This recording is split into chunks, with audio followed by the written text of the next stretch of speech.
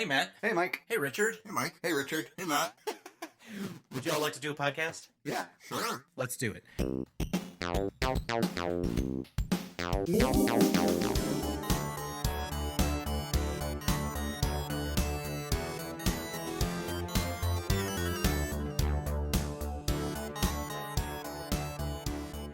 Welcome back to Hacking the Grepson, where we are still joined by our special guest, Richard, and Matt is also here with me. We're now talking about day 17 and beyond of the Advent of Code 2023, and I think we should just jump right back into it. Matt, would you like to take day 17? Boy, would I. I don't know how to interpret that tone, but okay. I don't either. I'm not even sure if I was being sarcastic. This one was called Clumsy Crucible. And clumsy. yeah. And so we had these crucibles full of lava, if I remember correctly, and we had to push them so that they could so that we could get them to where they needed to be, but they couldn't travel in a straight line for very long because They're clumsy. steering issues, hence the clumsy. So we had to figure out how to get the crucible from the lava pool to the machine parts factory in as few steps possible so that we would minimize heat loss while choosing a route that doesn't require the crucible to go in a straight line for too long. And then you get a map, and it talks about like the ambient temperature, so that helps you figure out, I think, the heat loss and all that other fun stuff. Each block represents the amount of heat loss if the crucible enters that block. I did not get this one. I didn't even attempt it on day 17, but I did try it afterwards. So day 17, I had vacation things to do. So this one, I wrote, time to dig out Dijkstra's algorithm, or better yet, A star, or maybe dynamic programming, finding shortest path to each node in a breadth first search way from the starting point.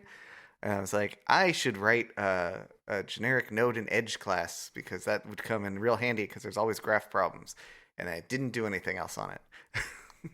We're going to turn this one over to Richard, obviously, but all I wrote was, this seems like it needs a maze-solving algorithm. Based on previous years, based on previous days, even in this year, this seemed like a pretty... This seems like a puzzle we've seen before in some form like this, but I didn't even attempt it. I'm not even sure what the best way to go about it is. So, Richard, how did you end up working on it? Yeah, so this does end up being sort of a typical maze-solving, cost pathfinding algorithm one where the major wrinkle is that after 3 in a row, you can't go the same direction anymore. So you have to at least So in a typical pathfinding thing, you keep track of like the nodes that you've visited and to not visit them again. But in this particular case, the fact that it can only go 3 before having to turn means that you have to incorporate like what the last 3 nodes that you went to are in your determination on if you have visited this node or not. It's not enough to just go and use the coordinates.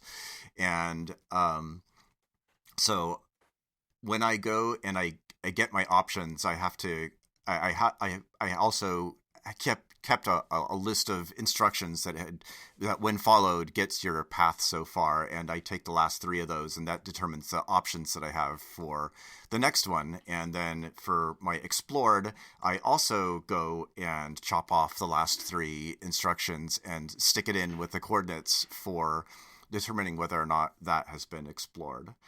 And this is actually, I had exactly the same problem on this one as before, in that I was not... this one was a different stupid problem where when I was saving whether or not I had explored something, I actually was saving the information about the node that I had explored previously instead of the node that I was currently exploring, and thus all of my determinations on whether I could go and explore this node were wrong after a certain amount. And so it took me a very long time to realize that, no, I actually want to save whether this node and all of its relevant information have been explored, not the one that that led to exploring this node. So it's kind of like an off by one error, I guess. Part 2, what was the twist? For part Yeah, 2, how bad was it? the twist was, it wasn't actually that bad. So instead of having a crucible, you have an ultra crucible. And basically, it has to go at least 4 blocks before it can turn. And then, in addition to that, it can't go longer than 10 blocks without turning. And so that meant that when determining my options, I then had to keep track of like the last 10 instructions or whatever. But luckily, there were fewer branching points because it had to go at least 4. Oh, and the other fun thing about this one is you had to, if you were, you know how it was at least 4 without turning, it was also at least 4 without stopping. So that means that if you were heading towards the exit and you had been going for 2 in that direction, you could not stop at the exit. So that did not count as a solution. Oh, you can Yeah, you can overrun it. overshoot, Interesting. and that did not count. Jeez. But it was, the Wow. Sounds like a algorithm pain. was effectively the same, and so it actually wasn't that bad. But it did take longer to run.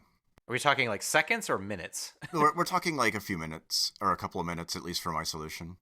But part 1 was, okay. yeah, it basically took 2 or 3 times what part 1 took, I think, unless I made an optimization that I don't remember. I mean, I always assume that like the ideal solution to any of these puzzles should be, within a second. Yeah, there's or so. probably something and I if was it's doing not, wrong. then yeah. Oh yeah, I mean, I went back and read through like the Slack threads on for my work channel that talks about Advent of Code, and there were people like trying to get it under like, oh, I got this under a certain number of microseconds. I got this under a certain number of nanoseconds. I'm like, I didn't get this. You guys are nuts. Optimization is my least favorite part of programming. I'm like, here's how to do the problem in general. Make it better? Sure. It's roughly like this, but I don't want to do it. It's not fun. Wow. I mean, there's always somebody who's doing it better, right? Seems that way. Yeah. Good. Yeah, we need different types of people. Right, and that's an opportunity to improve. That's the real lesson. That's the real lesson of Advent of Code is we need different types of people. Yeah, it's the people we met along the way. That was the real. Exactly. That's the It's real the elves Advent we of Code. helped along Yeah. the way. Right. It's always about we're just trying to help Santa. That's all. That's the whole point of this. Okay, so I will take. Actually, no, I don't want to take 18. I want to take 19 because I actually got part 1. So, Richard, why don't you take us into day 18? Oh, day 18. This is one where I did not solve both parts. Okay. This part 2 was a one. Okay. nightmare. So Yeah. you're supposed to go. Give us This is yeah, the go ahead. Lava Duct Lagoon.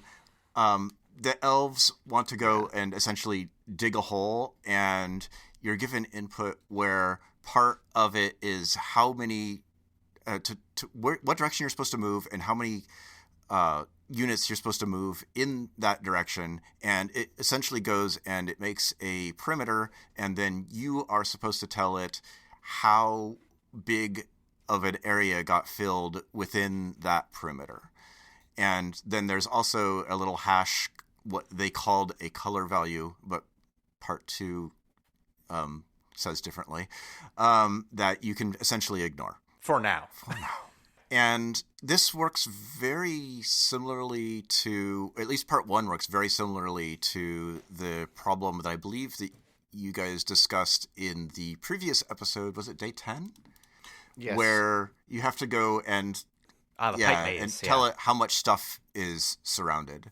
And originally, I wanted to do it in a different direction.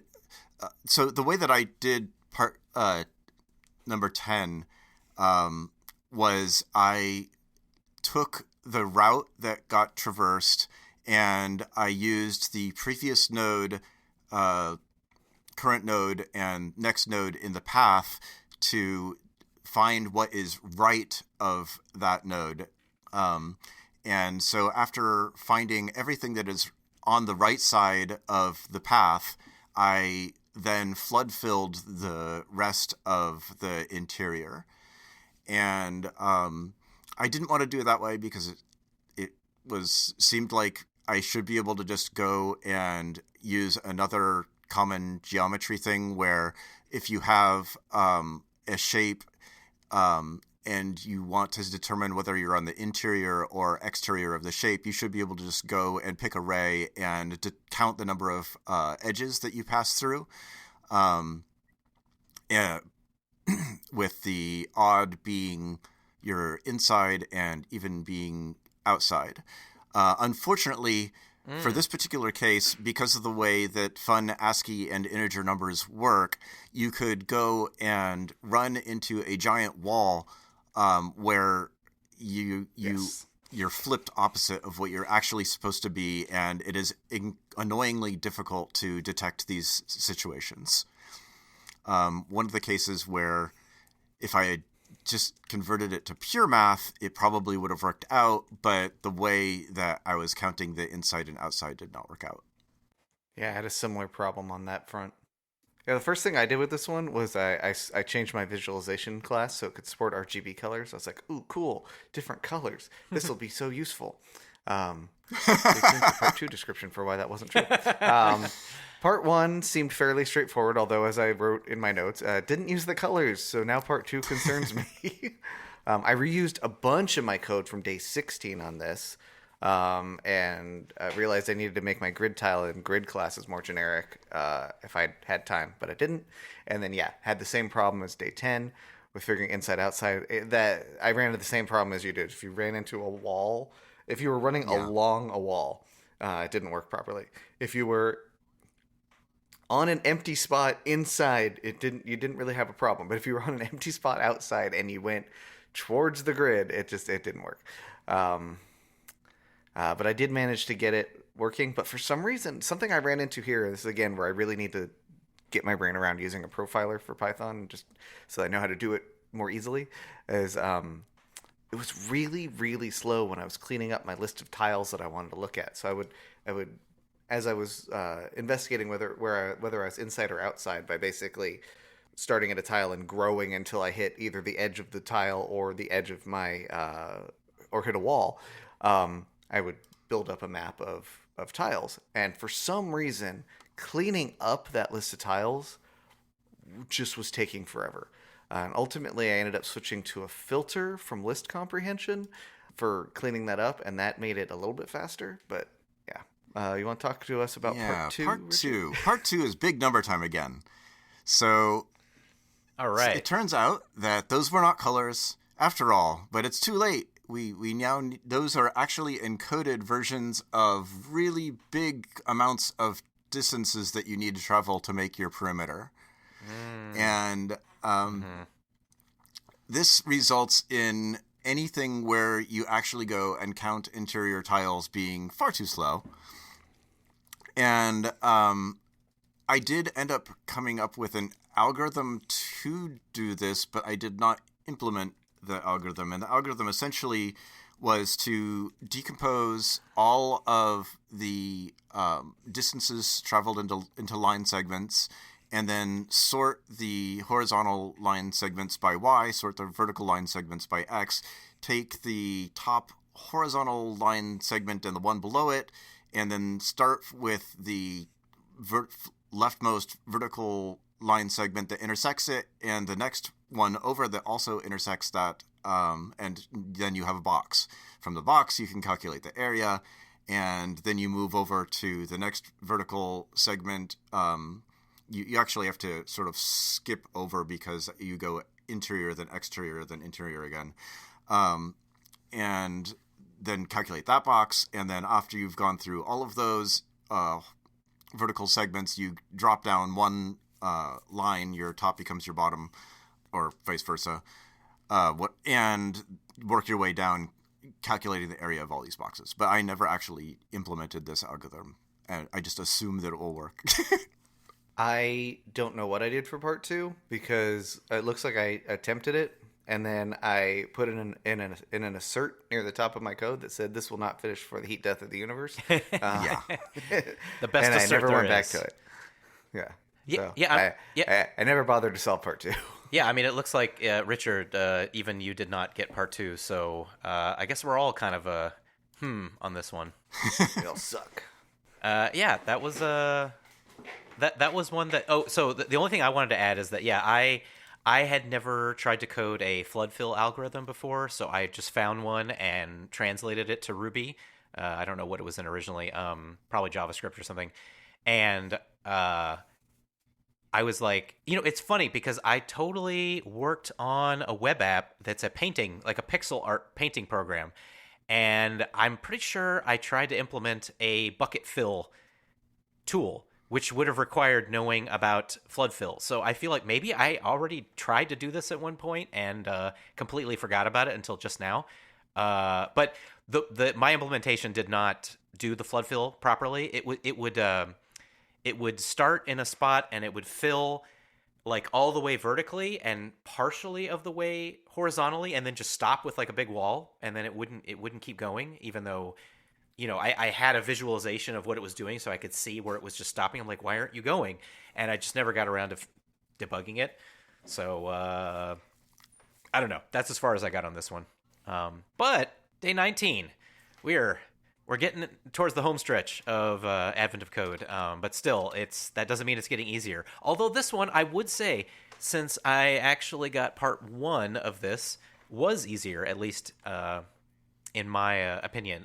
This is called A Plenty, and it looks like there's a bunch of machine parts. Yeah, you're reaching, and each part has different categories, which are Christmas themed, as in X, extremely cool looking, M, musical, A, aerodynamic, and S, shiny. Ha ha ha. And then you send each of these parts through a series of workflows, which, is just like a one-line string of a bunch of encoding things. And so you're basically running through a bunch of instructions, and you have a bunch of parts, and you want to figure out like what happens to the part at the end after it's gone through all the instructions. And they each have rating numbers. Each part has essentially a number connected to it, and you add up all the rating number parts. This was, for me, my first note on this was parsimonious. And I remember talking to Richard online about this because that's really what it was. It was just, can you parse all of these rules accurately? And there wasn't really a gotcha that I could find, except just, can you follow these somewhat obtuse instructions in code? And so I was able to do it somehow. And I got a couple classes, workflow and part, I think, were all I needed. So, I mean, I got through part one pretty easily. Let's see. Part two, let me remind myself what it was. Yes. Another kind of big number. Well, part two, where. Sort of. Or maybe not. I don't know. But I didn't get it, and I don't even think I really attempted it. So, what about you guys? I did not attempt part two, but part one, I'll agree. Yeah, it was fairly straightforward to parse, and I thought the logic was clear. I made a couple of classes, one called Rule and one called Workflow. I probably should have added a third one called like Program or something to run the whole thing if I really wanted to be object oriented. But I just hard coded that part in solution one function. Yeah, that's your main. For actually executing the commands, I ended up building lambdas using eval statements to actually figure out like if it's less than, if it's greater than, because the way that the logic worked, it was like if A is less than this number and M is greater than that number and this and that, accept it or reject it, and all those kind of fun things. Little did but there was an injection attack in his data, and your eval has now corrupted all of your computers. Oh no, my computer's compromised. See, I use regex. I was actually worried about that, but my parsing was such that it wouldn't have been possible for that to be the case, because I was explicitly like it would only parse if it was those specific characters, because you don't want to use evals. Yeah, I'm like, okay, it's safe enough. Take that, little Bobby Tables. And then, yeah, and then, yeah. And then part 2, I didn't attempt. I don't know. I never even had a chance to try it, so I don't know if it would be hard or not. So for part 1, I had a thing that went and just was like a process part, and I did not decide to use an eval, but I did essentially do. It was essentially a recursive function that went all the way through the workflow for a particular part, and ended the base case was if the workflow was in reject or accept. Then part 2 was, okay, now that you know how to do it for an individual part, solve the generic case of any part that can have an evaluation for each of the letters in the range between, I think it's 1 and 4,000 inclusive, I believe. And so for any particular evaluation, you need to determine, how many total possible ways there are of having your part be accepted for like any particular rating. And what I ended up doing was I had a function that I called get new ranges, and you put in what the current ranges were. Starting off with all of the XMS values being from 1 to 4,000, and then if it ran into a place where some of them would go to a different part of the workflow, it split it into a different set of ranges. So it would return the split set of ranges. And eventually you end up with a whole bunch of different subranges for each of the different letters, and you go and you multiply them all together for that particular subset, and then you add all of the accepted ranges together to get how many total combinations there are. And we are very lucky that the workflow is directed and short. Otherwise, this would be a very big memory problem. I'm sure. Yeah, that's your solution sounds a little bit like day 5 with the interval ranges, and trying to match things there. Because I did something similar, I think, on that day where I was splitting up in part 2, where I was splitting up my really long ranges into intervals and being able to do comparisons of like, do these overlap? It sounds somewhat similar to that. I may have to go back and actually try this part 2 at some point. I think this one is reasonably doable. Seems interesting. Especially since like you don't end up, especially since the workflows end up being relatively short. Cool. Yeah, I'll have to go back and try that one. Yeah, cool. I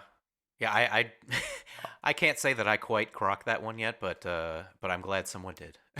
So day 20. I'll take day 20 since it's the last one I actually got any stars on. Propagate that pulse, Matt. All right. Day 20 is, we have a pulse propagation is the name of the game here. And effectively, we've got a list of, or a mapping, I guess, of modules and different types of modules do different things. It's got a bit of a logic gate type element to it where you can invert things or you might add them together. But ultimately, it's just starting at button, and which sends a low pulse over to broadcaster, and then broadcaster will send out its low pulse to other places, and then you're trying to get all that until you get to some different stopping condition. And I think in part 1 it was, what do you get if you multiply the total number of low pulses sent by the total number of high pulses sent after pushing the button 1,000 times? So that all made tons of sense, I'm sure. It was a complicated class itself. I ended up writing, or this problem itself. I ended up writing several classes. I actually ended up making an abstract class, which I never do because I don't like them. Matt, can you I don't like writing them in Python. can yeah explain what you mean by an abstract class? Abstract class is basically a base class, right? Like where you're defining the interface in a lot of ways and like what modules are going to be in there, but where at least one method has not been defined. So for me, my pulse module had they all had a fairly consistent set of fields, I guess, for that they could store like name and pulse type and state, and then I had a hash so that I could represent them. But then I had an abstract method around the receive function. So when a module receives, or when a type of module receives a pulse, how it reacts depends on the type of module. So then I created subclasses of that implement receive. That has terminal module, which is the one that ends, and you don't get any new modules to go visit. You got button module, which sends a single low pulse in the directly to the broadcaster module, which sends the same pulse to all of its destination modules, and then the two like main modules that we have throughout are the flip-flop module, which if you got a high pulse, it does nothing, and if you got a low pulse, it turns it into a high pulse. But also, I think it flips itself into a different state, and then the conjunction module, which is just an and, basically, and it had to do it once every single input had received, I think, a high pulse, then it would send out a pulse. It was weird. I didn't have too much trouble with the first part of this one. I created it. I made my classes. And then I just sort of ran it, and it worked. I don't know that I even tried. Oh no, I tried part 2, but I did not get there because it was a bigger problem to deal with. Richard, how about you? Yeah, for part 1, it was, I mean, essentially just following the instructions and following them in order. For part 2, like where you had to go and determine how many times the broadcaster button is pushed before a particular node receives, or I think it receives a low pulse. That was hard, and I did not answer it because you essentially, like each of the types of things, like there's a what they call a flip flop and a combiner, and if you go and try and analyze it for a little bit, you realize that the flip flop is essentially slowing things down and becoming, and combined with the counter, it ends up being the combiner ends up being essentially a counter. And so if you look at the graph, eventually you'll probably be able to figure out some sort of subgraph that it will cycle at a particular amount of time. But it was really annoying trying to figure out like how long will it take for this subgraph to cycle, which other sub parts are dependent on this part, and yeah, it was a mess. And I have a screenshot that I will post. Yeah, I think you would have had to do something with the like. And maybe we can attach this, but okay, there we go. So that is my, I believe, data. I used Mermaid in order to create this graph, but you can see over in the podcast, probably not the best format for talking about a graph, but on the left hand side, there is a node that is attached to a whole bunch of other nodes, and you can see how it ends up being like a tree. And if you thought about it enough, you could probably figure out how high that node on the left is supposed to count before it triggers one of the other things that it's pointing to. And you can see how there's like all these little subsections of graph, and now we definitely need to find a way to attach images to the podcast. Yeah, I think I did not try graphing the results, but looking at your graph and hearing what you described, I can see now how you would get to the solution. It's exactly what you said, right? Where you're like, okay, I have to activate this one. In order to activate this, I have to press the button 273 times because it has to go through this other graph.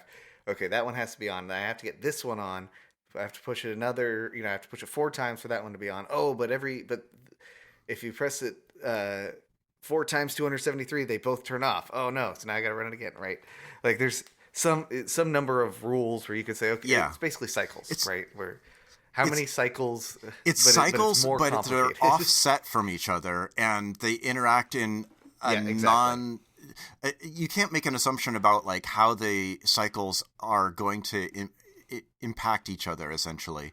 And since it's difficult to make a hard determination about that, I would just need to go and start from the broadcaster and try and find the first cycle and try and empirically figure out when it would repeat. And I'm not sure if I'm sure there is a way to do all of this automatically, but I am not sure what it would be. And so my approach would essentially have to be to start from the ones that are connected directly to broadcaster and try and solve when they cycle and move outward from there. Yeah, I think having a set of cycles is probably the right answer to that. The other thing I had been considering, and I just never got there, because I just let this run overnight, and it never finished. So then I let it run over a day as well, and it still never finished. I did the same thing, and I'm like, I'm pretty sure this is not going to finish. I'm pretty sure I need to do some sort of analysis. Yeah. I think I blew through my stack as well, and it's like, okay, you've now nested too deep, and I'm like, all right, this requires rewriting, and I just didn't have time.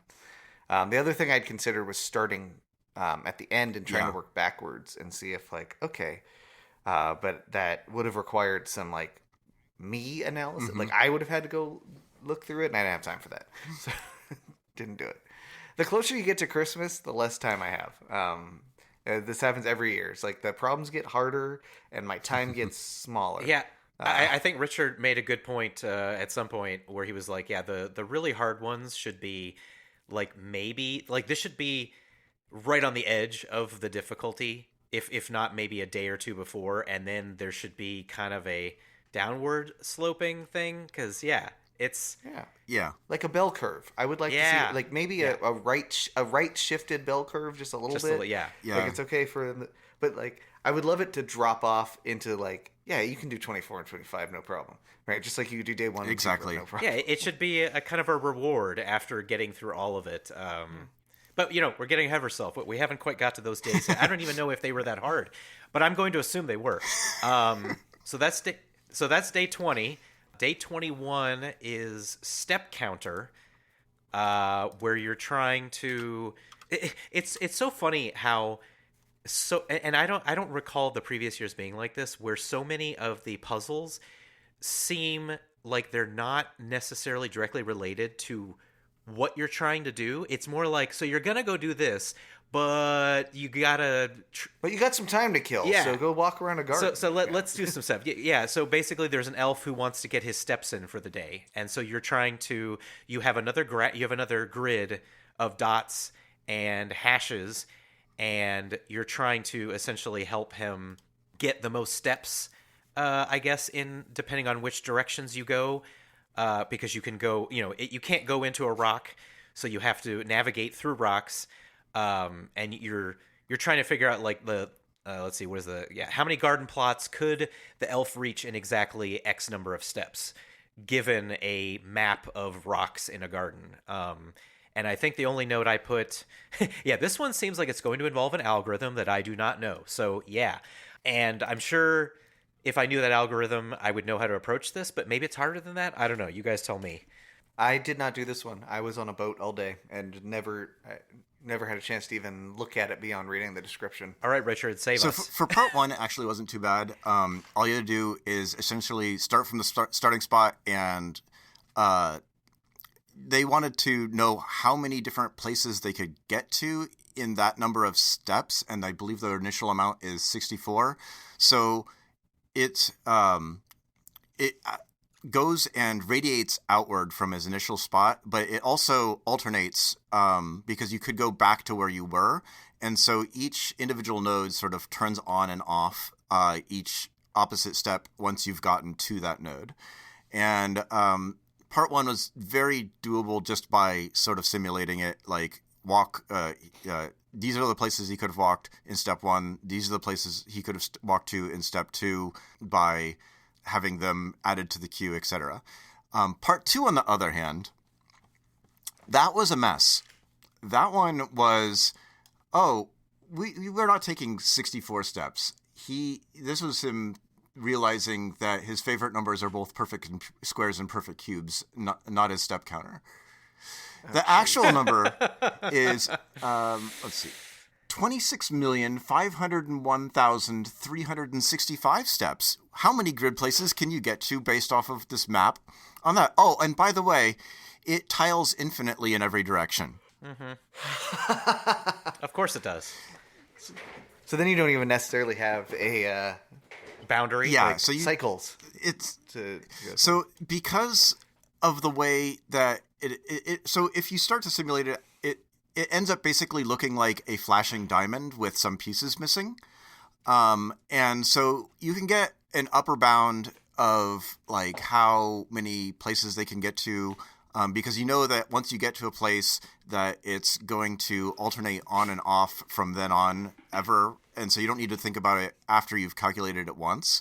Even whole tiles, you don't need to calculate more than once. But the problem was that since the way that it's radiating, I couldn't even calculate what the perimeter would be at that many steps. Like just going around the perimeter and assuming that everything else on the inside that at that step number was too much processing. And so this is the only one. This is, I think, the only problem where I actually am not sure what I need to do to solve it.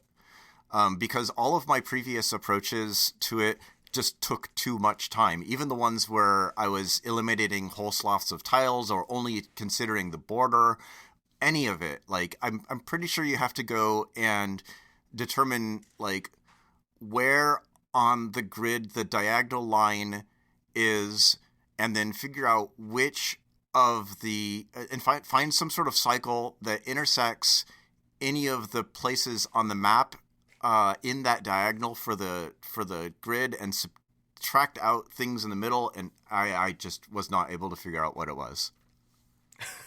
Wow. Day 21, folks. That sounds it's complicated. It's getting real for everybody. Yeah. So this I think was the hardest problem for me of the entire set this year. Wow. Oh wow. Okay. Well, it looks like day 22, you came back strong, though. So why don't you... Oh, yeah, this is the Tetris falling blocks one. I saw so many cool-looking visualizations. Three-dimensional Tetris falling blocks. I know, and I saw so many cool visualizations. I'm like, oh, God, I wish this would have been day 10 or something, so I would have even, like, had the chutzpah to even start thinking about it. Even so, though, like, I don't think I would have been able to get to the cool visualization, but I love just looking at them. Yeah, this one was fun. I liked this one, especially because it gave me an opportunity to, like, make a visualization, which I will now put into the chat. Excellent. It's always nice to have something to look at that isn't just, text. I did not like this one, and it's because of the three-dimensionality of it. I have I can't visualize things in the first place, and then I can't. So I could usually like sketch it out or draw it or print out a two-dimensional grid, but this one you had to build things three-dimensionally, and I couldn't even wrap my head around how exactly to do that. Like, it explained it, but I couldn't map the edges on top of each other the way it wanted me to. That's a very pretty picture. I mean, Richard, is this like I feel like on day 22 with three-dimensional stuff like this, having a visualization tool that you can program and show stuff like you're putting in the chat right now. I'm not saying it's required to solve it, but like it seems right on the edge of like how to even begin thinking about this without being able to see something like this. Like just thinking about this in terms of code and text seems too big of a job to surmount, but I don't know. Do you feel differently? I definitely agree that, at least for me, I need the visualizations or I will get lost trying to figure out what I'm doing wrong. Okay. So the general idea is like you have all of these blocks and they're made of sand, and you need to figure out which ones can be safely disintegrated without affecting like the other ones. And so in the images I have, like it starts off with they're all in the air, and so the first thing that happens is they all fall to the ground, which is what the second image that I sent you looks like. And from there you need to determine which blocks you can remove without anything bad happening, or without the rest of it, without anything else falling. And so if a block is supported by any other block, then it won't go away. So like if you have two blocks supporting one block, you can remove one of those blocks that is supporting the other block, and the other block will be fine. So due to magical properties that they list, you do not need to actually have like the torque and everything be correct. If it is touching another block, it will be supported. They're all super glued effectively. Okay. And so part one, you are essentially supposed to go through and add up all of the blocks that can be removed without affecting any other blocks. And those two images are what the sample data looks like. And here, that is what my actual data looks like when it after it has fallen down. Before it fell down, it looked like that. So it's basically Jenga plus Tetris. Yeah, so it's like a Jenga Tetris thing. Because it sounds like you're saying like if these are the blocks you have and they all fall down, which ones can you, like Jenga, pull out without the whole thing toppling? But I'm a little confused. Without anything toppling. So if it is supported by anything after you remove that block, then it is safe to remove. If everything above it is supported while you remove that block, then it is safe to remove that block. Well, so my question is, picture 2 and 3. You have colors in the second one and in the third one. The third one has like 1, 2, 3, 4, or 5 blocks that are white, and then the other ones are kind of shades of green. Are the shades of green the ones that you can remove, or the white ones are the ones that you can remove without anything else having a problem? I believe the first one with the white ones was when I was debugging things. Okay.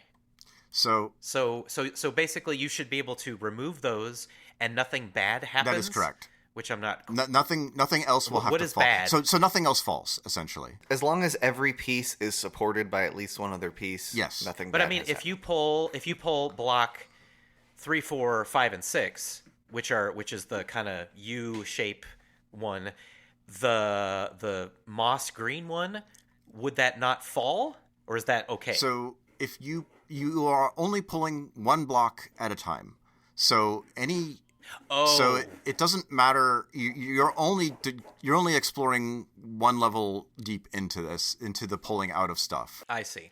Okay. Yeah, and so let's see for part one. Yeah, I don't know how you would figure this out I mean, without the visualization, you said like like I said, you don't have to worry about the real world physics. It's literally just, is this block touching another block? That seems doable in just code without looking at it. It is like that concept. However, it helps a lot to see it. Of course, yeah. Okay, so what's part 2? What's the twist on that? Because that already. So you have to add physics now. So for part 1, I had kept track of like what blocks are supported by other blocks, and so I went up a level and then essentially removed things, and if nothing happened, then I didn't count it. For part 2, the twist is, well, this is way too, disintegrating things in a safe way is way too slow. We need to find the maximum damage. So for each block, how many blocks will fall if you remove that block? So you take the bottom one out and they all fall. If there's only a single bottom one, which is not the case. It is on the sample data, but it is not in your actual data. However, in addition to that, so in the one that I uploaded is you have to go through all of the blocks and determine what will fall for each of them. So you have to add up all of how many will fall for them. Not Right, because this one fell, which caused that one to fall, and since that one fell, it's no longer supporting things, Yeah. and then But that one but falls. that seems like if you actually tried to calculate that, brute force wise, that would never work. Like there's got to be some pattern. there is there is a little bit of dynamic programming involved.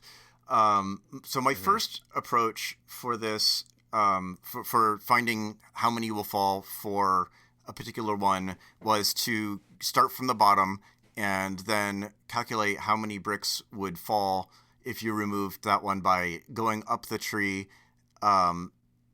Because sometimes like it would branch out, and so some on the left would fall, but it would still be supported because it connected back up later, and so that one would actually not fall. But sometimes one brick below would be supporting both of the ones that are supporting a one above that.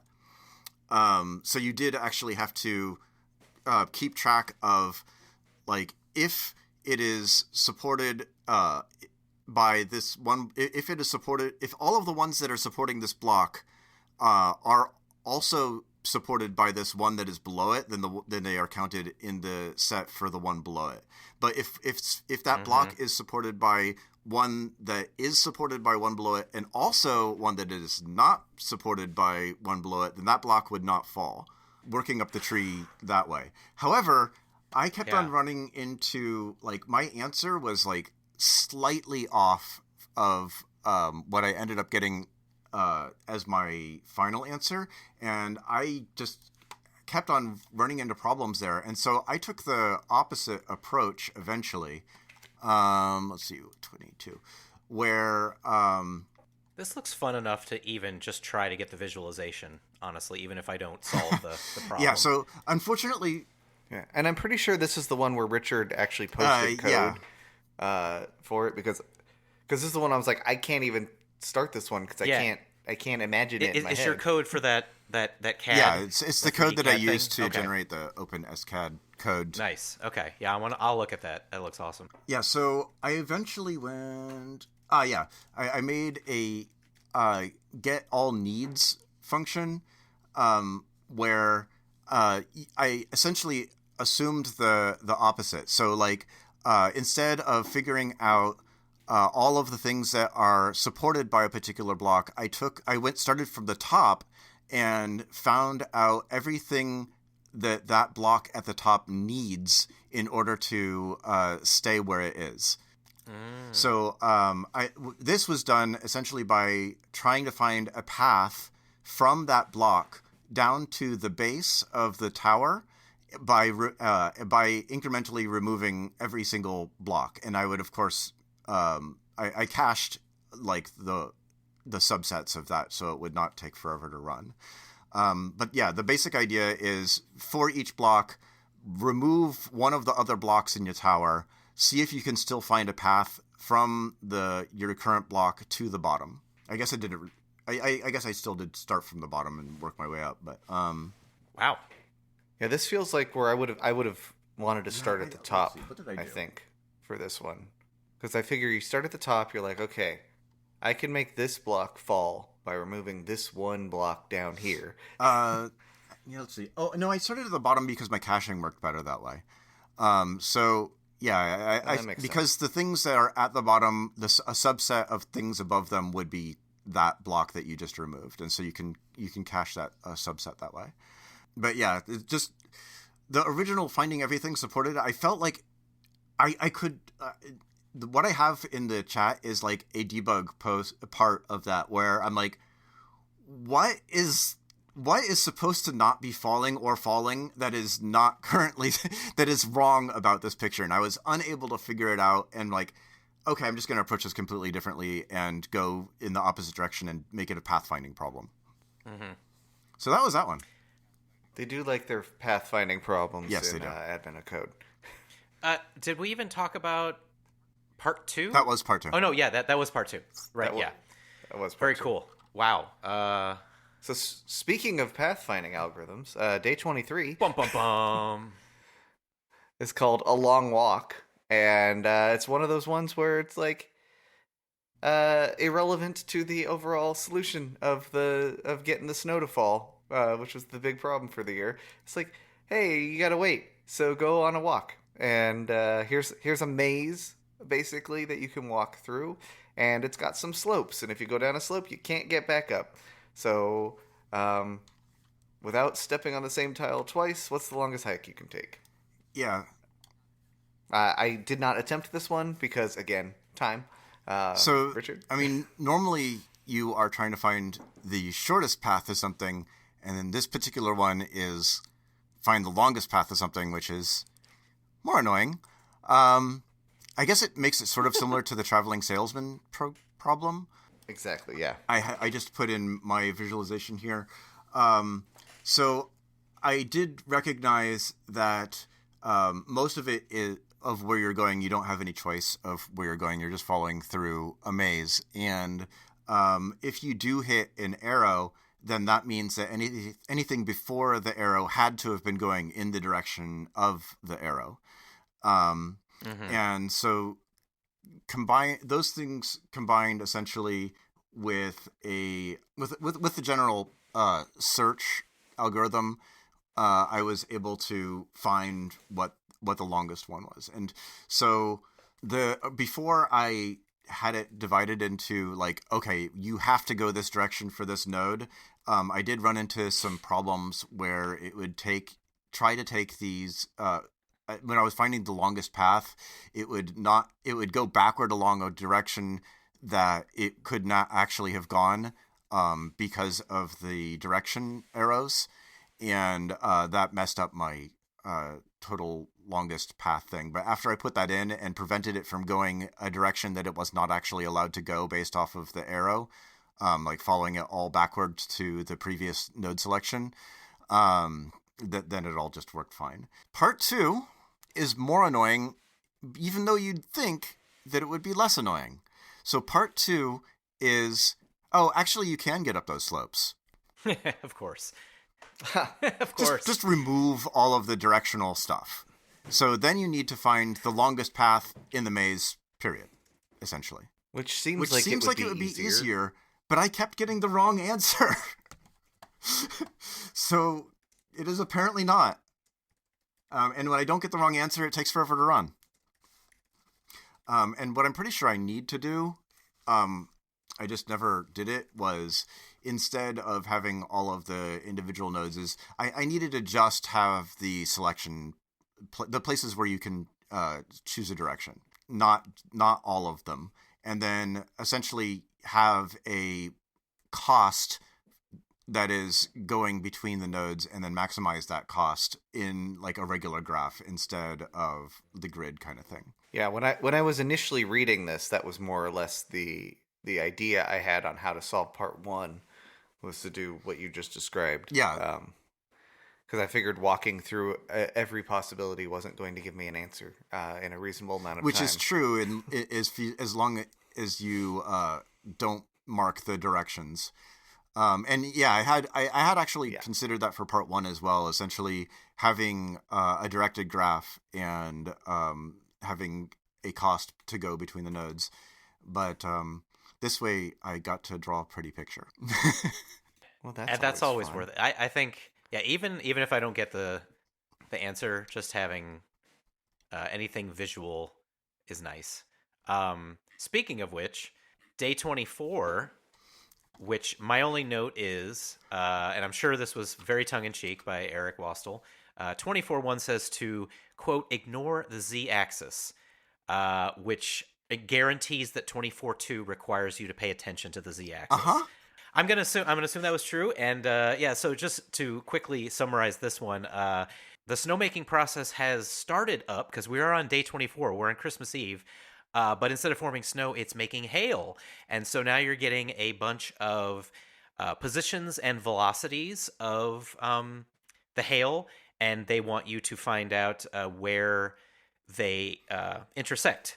But it explicitly says to forget about the z-axis. So I didn't get a chance to work on this one.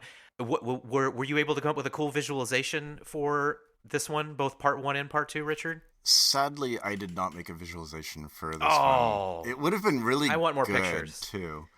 Yeah. Especially because like the way I would have done it would be you have the snowflakes, and you have their trajectory, or I guess they're hail balls, or whatever, hailstones, Yes. and you put in their trajectories. So you have the input is the positions and velocities of each of these balls, and they're not affected by gravity, I assume, due to magic. And you need to go and find where for part one, you need to find out where each of the paths would intersect, and that would be a fun line to draw and have like a fade and everything like that. But I did not do that. I just used math to solve for the intersection of two lines, and I derived the formula for that, and then essentially just plugged it in and solved it. For where those this seemed pretty mathy. It was just math. Okay, but part two? So part two was like, okay, again, this is taking too long. You need to take a stone, and there exists a position where if you stand at this position and you throw the stone at this particular velocity, you will hit every single hail ball and destroy them. What? Wait, huh? It's like they're basically find the line that every hailstone would be on at a given but time. you don't know what time this is going to be. Right, that's the problem. So you don't. Wow. So the things that you do not know, you do not know the XYZ coordinates of where you're supposed to stand.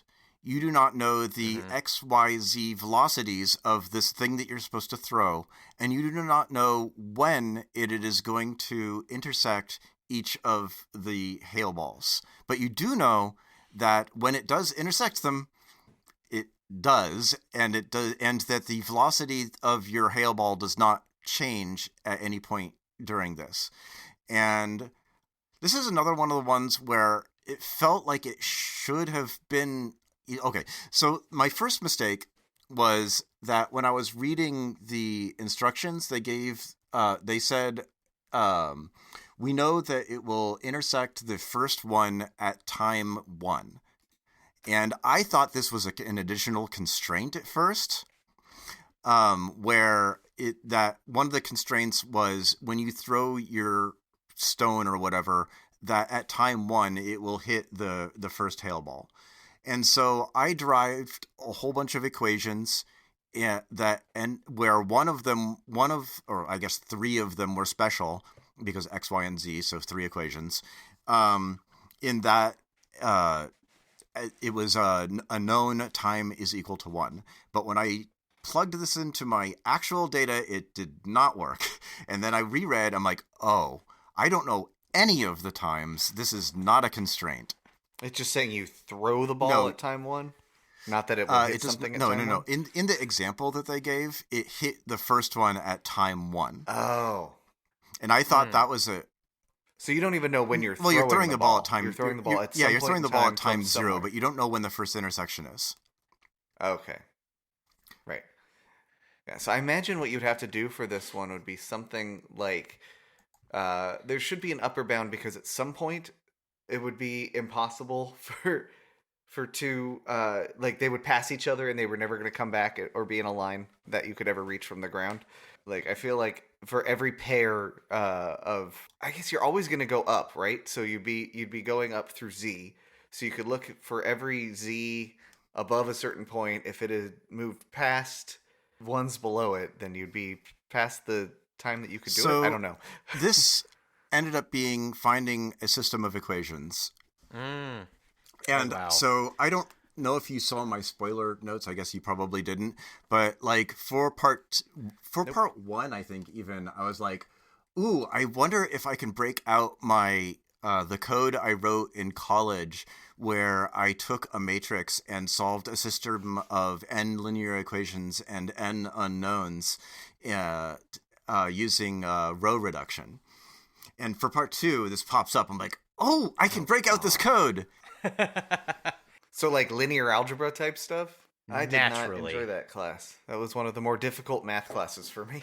And so my problem was finding the stupid n linear equations because everything was dependent on both time and your velocity.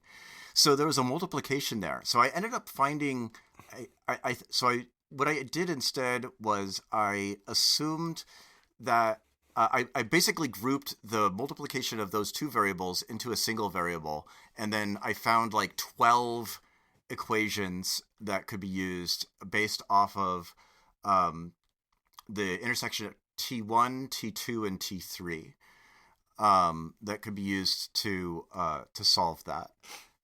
And then I broke out my old n linear equations and n unknowns code and found out that I had not optimized it enough to actually use it directly. Oh, man. Advent of code. So I end up going and cheating a little bit and using a Python library called SymPy, which can do this solve for you.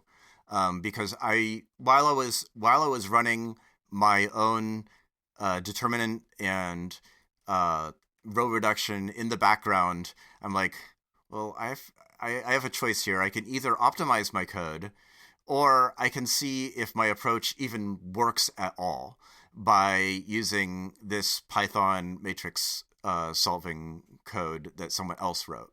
And so I plugged it in, and this is actually how I found out that my assumption about the t=1 was wrong, because I'm like, I plugged it in, my equations in, and it solved it perfectly for the sample code, and then I put in my code, and it did not work.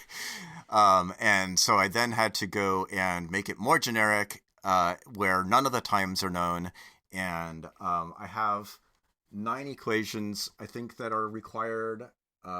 Here, I'll make a screenshot of what my original 15 equations, actually, and then the ones that are commented out are the ones that were not actually necessary. See, when I look at things like this is where I know that it gets into the type of programming I don't enjoy doing, which is where I have to go and rely on outside libraries. I don't like doing that. I don't begrudge anyone from doing it, but I don't enjoy programming where I have to go learn someone else's API. It's like my least favorite part. I like writing crap from scratch. And that's why I think I like the early days in the advent of code, because I can almost always do that. And the later days almost always require that I have something like SymPy or something in my back pocket that I can break out, or it's going to take forever. Yeah, I heavily resisted this, but like my code was taking too long to run, and I really did not feel like going and optimizing it. And because I didn't even know if my equations were going to be right at the time. And it turns out they were right, but I didn't know that, and I didn't want to go and spend a whole bunch of time optimizing my code only to find out that it didn't work at all. Exactly, yeah. So there's 15 equations here. There's 15. Only the ones that are commented out are not necessary, because I did like a subtraction in order to try and get enough equations because you have like, see how there's the Vx0 times whatever, T3 and whatnot, and both of those are unknowns. And so I needed to get 15 equations for my linear solver to work. But since their solver does not necessarily solve a matrix, I guess, it worked with just 9, which is the total number of unknowns. Yeah. Nice. Yeah, I would not have gotten that. No, I would not have even known to try to do that. So this is definitely above my pay grade, but awesome. I think I could probably pull off part 1. I don't think I have any chance of pulling off part 2 without, as you know, basically doing what you did. Yeah. Because I, among other things, don't even have a clue where my linear algebra coding exists. Yeah, I probably have a tar file somewhere that has it in it. Yeah, I was like super excited. Like I wrote this for fun while I was taking linear algebra to like get row reduction into my brain, and I finally got to actually use it for something, and it was too slow. That's awesome. Okay, so Merry Christmas. That's all I put for day 25 Snowverload. I did not try this one either. And I know that part one is the only part one because part two is just isn't part two like Make sure you have yeah, 50 it's just stars. it's the one gimme Hmm. that they give you at the end. So what is the what is this one all about, Richard? And how did you go about solving it? Oh, So another pretty picture. this one, yeah, I graphed this one too, and again using Mermaid. So this one is you have a whole bunch of electronics that are hooked up, and it's too many of them because it is trying to power too many things, and you need to figure out how to. You only have time to cut. And there's basically all these electronics that are all connected to each other, and you need to be able to cut 3 wires and partition it into 2 groups so you have enough power to save Christmas. I feel like And so it's I feel like essentially, I've seen that puzzle on Reddit in a non-Advent of Code context. yeah, I suspect that this is probably a very interview questiony. Hmm. This is actually probably the hardest day 25 puzzle that I have experienced with Advent of Oh wow. Code. And I don't know that I would have necessarily solved it if I had not visualized it first. The one that I put in is the sample data graph. I don't know if I have the graph. I think that when I tried to graph my actual input that it broke the visualizer. Yeah, it definitely broke the visualizer. It means that there are so many nodes that it just froze when I plugged it into the Mermaid visualizer. It is a very long list. Very, very long list. And so for the solution, I did it very similarly to how I did the blocks falling thing, in that I took a particular node and I tried to get to another place in the on the graph, and I'm looking at your diagram and I'm reading the sample and saying like, okay, can I follow what they're saying? And I'm like, nope. Like I think I would need to physically have I think I would need actual physical things I could touch oh, with now strings okay, now I attached to remember do what I this one. did. So I realized that when you are trying to cut 3 paths, when you're trying to cut 3 connections between, in order to make a partition, that means that you have, for a particular node that you're considering, that there will be, if it is in the same partition as your current node, there will be at least 4 paths to that node.